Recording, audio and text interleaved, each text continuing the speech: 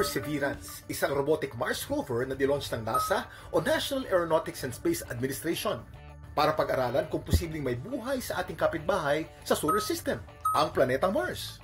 At ayon sa ahensya, ang isa sa mga rock sample na nakolekta ng Perseverance, may malakas na indikasyon na may buhay sa red planet noon.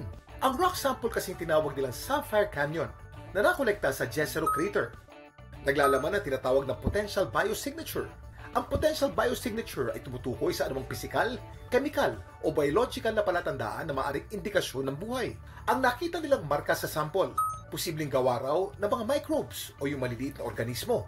3.2 hanggang 3.8 billion years na ang nakakaraan. These textural features told us that something really interesting had happened in these rocks. Some set of chemical reactions occurred at the time they were being deposited. And so we really wanted to understand what those reactions might have been. Pero nangangailangan pa ng mas malalim na pag-aaral para makumpirma kung may presence of life ito.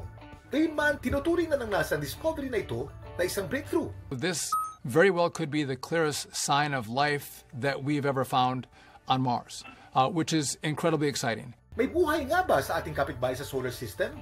Paano nakaka-apekto ang discovery na ito sa ating pag-aaral sa kalawakan? Yan ang ating susubaybayan sa darating na mga araw.